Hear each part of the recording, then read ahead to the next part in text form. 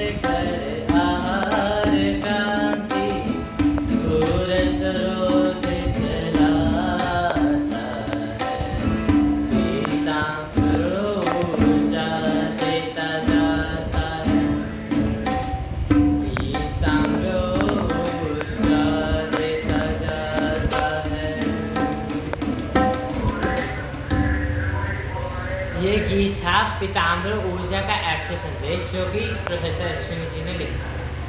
इसमें उन्होंने बताया है कि सूरज तो रोज चला आता है, पीताम्बर ऊर्जा देता जाता है। यानी सूर्य रोज आता जाता है, रोज सनराइज और सनसेट होता है, सूरज उगता है और डूबता है, सूरज उदय होता है। तो रोज जब सूर्य आता है तो पीताम्बर ऊर्जा देता है। सुबह सुबह हमें 5 से 7 के बीच में पीताम्बर ऊर्जा मिलती है सूर्य से पीताम्बर एनर्जी मिलती है। जो उसका क्या यूज़ है तो देखते हैं। तो यही ऊर्जा भूख की आत्मा, जिसके कारण लगती है भूख। हमारी आत्मा की जो भूख है वो यही ऊर्जा है। हम जो हैप्पीनेस ढूंढते हैं या हम जो सेटिस्फैक्शन ढूंढते हैं वो पीताम्बर ऊर्जा से ही मिलता है, जो हमें सूर्य से मिलती है। तो इसका प्रोसीजर है, कुछ प्रैक्टिसेस है, इसका एक प्रोसीजर है जिसको हम अगर 40 दिन रोज़ करें लगातार सुबह, तो पीताम्बर ऊर्जा हमें मिल सकती है। और ये पुरुषों के लिए बहुत इम्पॉर्टेंट है। पीताम्बर ऊर्जा पुरुषों के लिए बहुत इम्पॉर्टेंट होती है, जो हमें सूर्य से मिलती है। धरती करती इसका उपयोग, धरती इसका उपयोग करती है पीताम्बर ऊर्जा का, भूजनती है इससे अनाज। और जो अनाज पैदा होता है, खाना भोजन जितना भी अनाज पैदा होता है, वो सारा पीताम्बर ऊर्जा को यूज़ करके ही धरती पैदा करती है। जो भरता है पेट भूख का, मतलब वो अनाज फिर हमारा भूख उसी से मिटती है भोजन बन जाने के बाद। वो अनाज जब भोजन बन जाता है उसी से हमारी भूख मिटती है। तो पीताम्बर एनर्जी ही हमारी भूख है, हमारी नीड है, जो हमें सूर्य से मिल सकती है। पीताम्बर एनर्जी का टाइमिंग्स है और वो एक प्रॉपर प्रोसीजर है जिसको करके हम पीताम्बर एनर्जी प्राप्त कर सकते हैं। और जो पुरुष पीताम्बर एनर्जी को प्राप्त करने लगे वो हैप्पी रहेगा, सेटिस्फैक्शन उसके लाइफ में रहेगा, उसका मन शांत रहेगा और उसको किसी भी प्रकार का कुछ प्रॉब्लम्स नहीं आएगी। तासीर इसी ऊर्जा से है बनती। अब बात आ जाती है खाने की तासीर के बारे में। तो खाना हर कोई खाता है, तो ऐसा क्यों होता है कि एक चीज़ है, वो मैं खा रहा हूँ तो मुझे नुकसान देगी, वो खा रहा है उसको नुकसान नहीं दे रही। मैं खा रहा हूँ, मेरे को उसका टेस्ट अच्छा नहीं लग रहा, उसको अच्छा लग रहा है। मुझे कैसी लग रही है, उसको कैसी लग रही है। क्योंकि हर इंसान की तासीर अलग अलग होती है। तासीर यानी उसकी प्रवृत्ति अलग अलग होती है, उसका कॉम्पोजिशन हर इंसान का अलग अलग होता है। तो उस तासीर के हिसाब से अगर हम समझ लें कि क्या नहीं खाना, परहेज बेस्ड डाइट अगर हम अपनी रख लें कि हमें मतलब मान लो मेरी तासीर है, कुछ भी मेरी तासीर है, उसके हिसाब से मैंने समझ लिया कि ये 3-4 चीज़ें हैं जो मेरे को नहीं खानी, जिससे मेरा नुकसान होगा। उसके अलावा मैं कुछ भी खाऊँ तो मेरे को कभी प्रॉब्लम नहीं आएगी, भूख से रिलेटेड प्रॉब्लम नहीं आएगी, मेरा पेट ठीक रहेगा, पेट खराब नहीं होगा। और सबसे पहली जड़ होती है बीमारी की पेट खराब होता है, उसी के बाद अलग अलग बीमारियाँ आने लगती हैं। तो पेट ठीक रहेगा, मेरा मन भी शांत रहेगा, मैं सुखी रहूँगा। तासीर इसी ऊर्जा से बनती जिसका विज्ञान मानव है समझता। अपनी तासीर के ही अनुसार फिर वो अपना पेट है बनता। अगर ये तासीर मानव समझ ले, अगर हर इंसान अपनी तासीर के हिसाब से खाना खाना सीख ले, मतलब क्या उसे नहीं खाना वो छोड़ के बाकी कुछ भी खा सकता है, बस अपनी परहेज देख ले कि ये मुझे नहीं खाना। तो अगर रखनी हो अपने पेट में शांति, धन्वंतरी किचन का ही भोजन खाओ। अपनी किचन को धन्वंतरी किचन में अपडेट करो और उसी का भोजन खाओ। धन्वंतरी किचन ऐसी किचन है जिसमें हर इंसान के तासीर के हिसाब से खाना बनता है। यानी मेरे को ये नहीं सूट करता तो मैं ये नहीं खाऊंगा।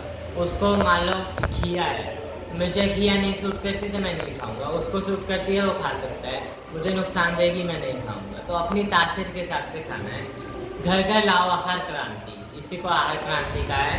घर घर में आहार क्रांति लाओ, परिवार में रहने लगेगी खुश, हर इंसान फिर सुखी रहने लगेगा, पेट शांत होने लगेगा, मन ठीक रहने लगेगा, डिसीजन मेकिंग ठीक हो जाएगी, सारा परिवार फिर सुखी हो जाएगा, परिवार में शांति आएगी। यही समय है, सही समय है। खो मत देना मुहूर्त प्रकृति का, नहीं तो वंचित रह जाओगे परिवार में लाने से शांति। इसी बात को समझो, इसको खोना मत, नहीं तो हमेशा हमेशा दुखी रहोगे कि परिवार में शांति कैसे लाओ, परिवार कैसे सही रहेगा, मैं कैसे सुखी रहूँ।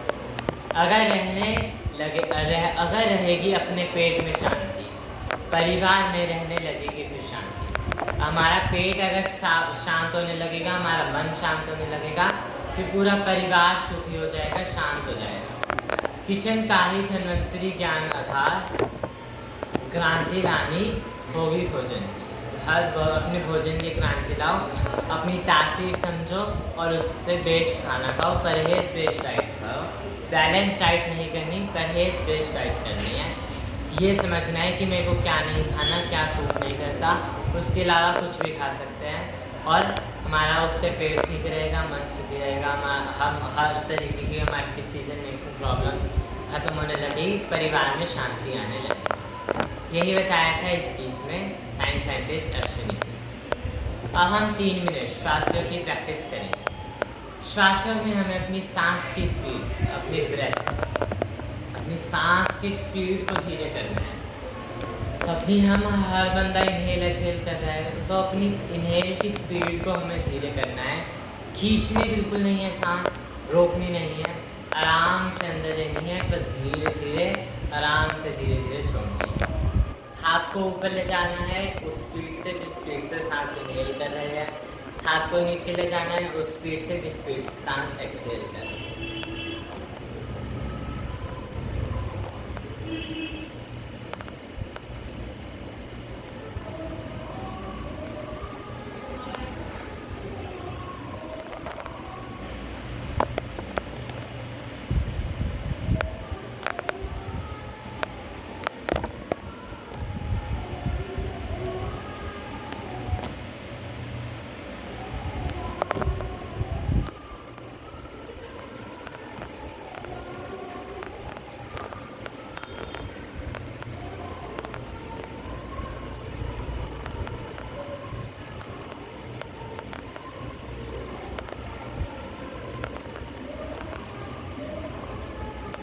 मैंने एक सांस ली, इसमें जब मैं हाथ को ऊपर ले जा रहा था तो तब उसी स्पीड से मैं सांस इनहेल कर रहा था, और जब हाथ को नीचे ले जा रहा था तब उसी स्पीड से एक्सहेल कर रहा था।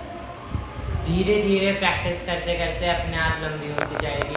अभी इतनी सी आ रही है, इतनी ही लेनी है, खींचनी बिल्कुल नहीं है, ना रोकनी है। सांस भरने के बाद रोकनी नहीं है, हर जब लगेगी और नहीं भरी जाएगी आराम से छोड़नी स्टार्ट कर देनी है। अपनी सांस की स्पीड को धीरे करने की प्रैक्टिस हमें करनी है। 3 मिनट ये प्रैक्टिस करेंगे।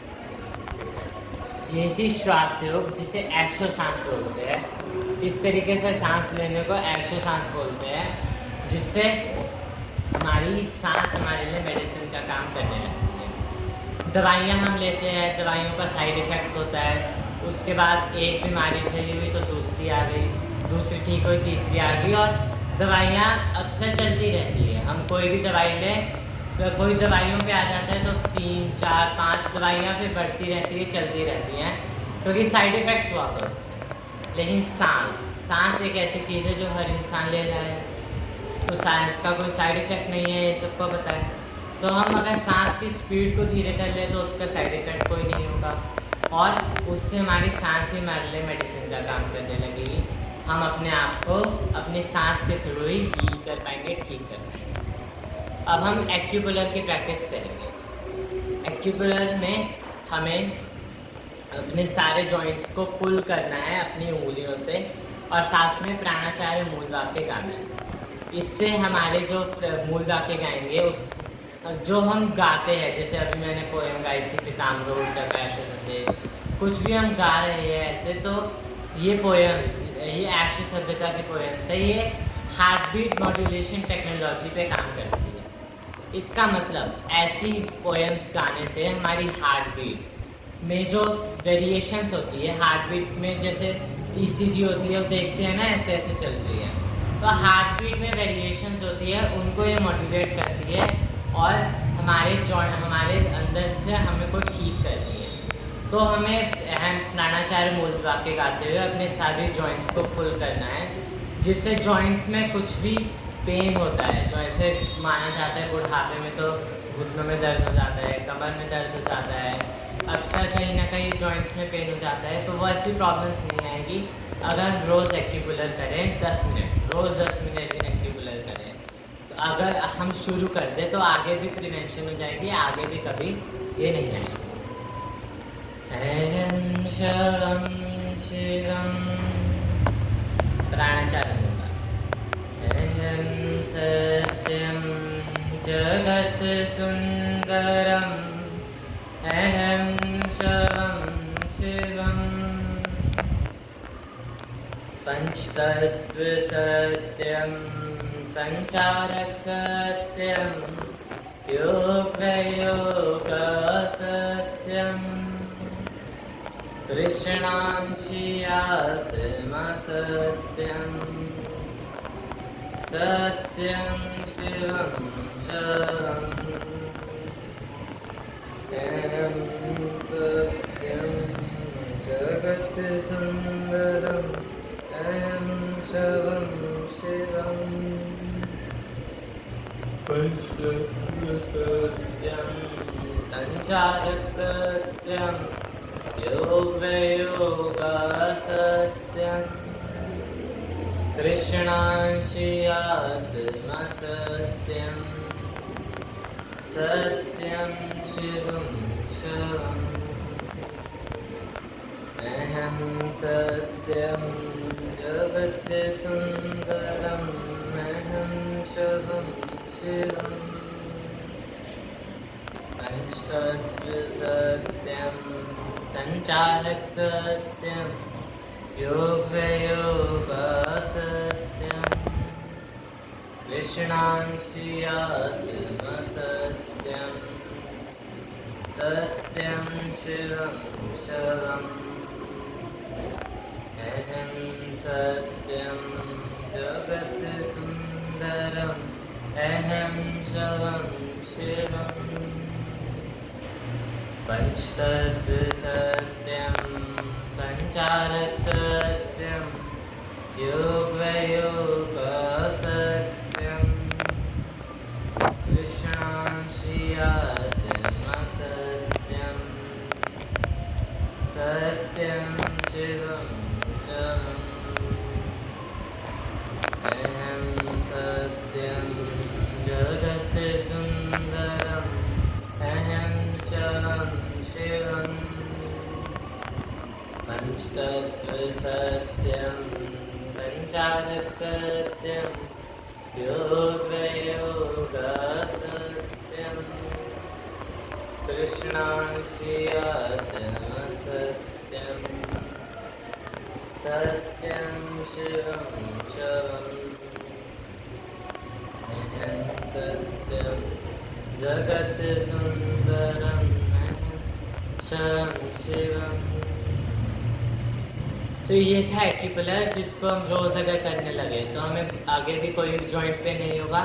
अभी भी मान लो कहीं दर्द है, यहाँ दर्द है, कहीं खींच गया या कुछ भी लग गई और यहाँ दर्द है, उसके आसपास अगर हम थोड़ा थोड़ा एक्यूपुलर करें तो वो दर्द भी जल्दी रिकवर हो जाएगा, नॉर्मल से वो जल्दी ठीक हो जाएगा। अब हम बांसुरी नाद करेंगे। बांसुरी नाद है महाविष्णु की पूजा का प्रोसीजर। महाविष्णु ही या जो कृष्णांश जब पृथ्वी पर आते हैं तब कृष्णांश कहलाते हैं। महाविष्णु की पूजा का प्रोसीजर है बांसुरी नाद, जिसको करके हम अपने अंदर कृष्णांश ऊर्जा का यूज कर सकते हैं। तो सबसे पहले बांसुरी नाद में हमें दशांग सुगंध गाना है एक्शो क्लैपिंग के साथ। एक्शो क्लैपिंग है 5 क्लैपिंग का ये सेट, 1 2 3 1 2 1 2 3, ये है एक्शो क्लैपिंग। इसको बजाते बजाते हमें दशांग सुगंध एक पोएम है उसे गाना है। दिन भर तोता सूरज का डेरा, रात नीलाएगी अब अंधेरा, पूर्णिमा को तोता सब घेरा, अमावस में देखा कृष्ण मेरा, कृष्ण जागा हुआ तब सवेरा, अश्वनी सुगंध को जिसने बिखेरा।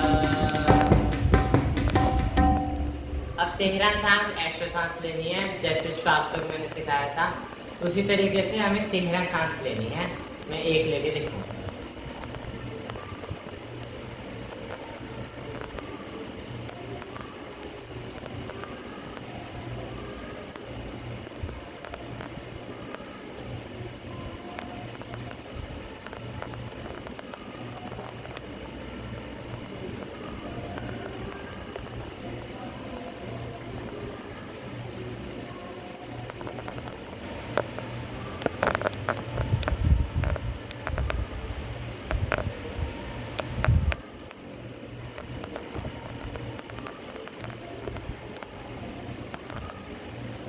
अब 3 बार एक्शो शुक्रिज्म बोल वाक्य। ह्रीं शुक्राय चंद्राय कृष्णाय नारायण नारायणे स्वाहा। ह्रीं शुक्राय चंद्राय कृष्णाय नारायण नारायणे स्वाहा।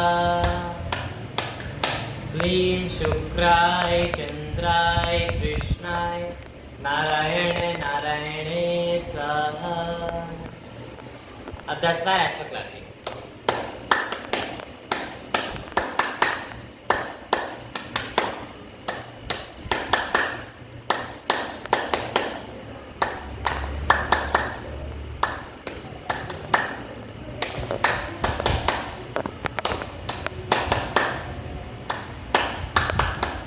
फिर से एक सांस एक्शो सांस।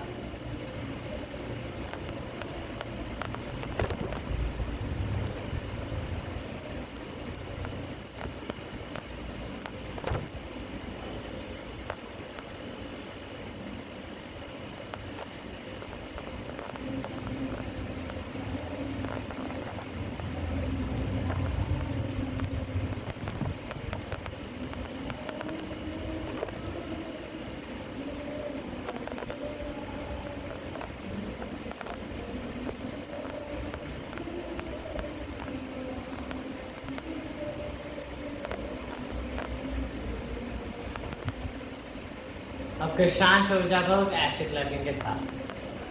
आत्मा होगी तो रथ है, जिसके मन होता है सवार, तन वही तो नाव है, बुद्धि जिसकी है पतवार, मन है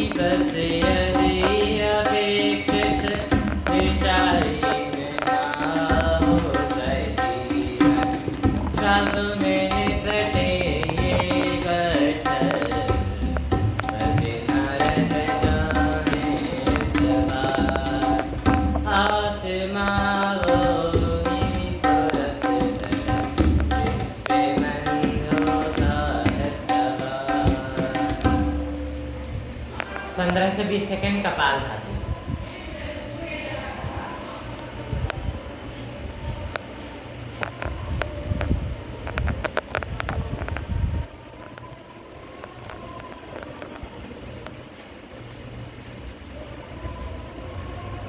प्राणाचार्य मूल वाक्य गाकर बांसुरीनाथ का समापन करते हैं।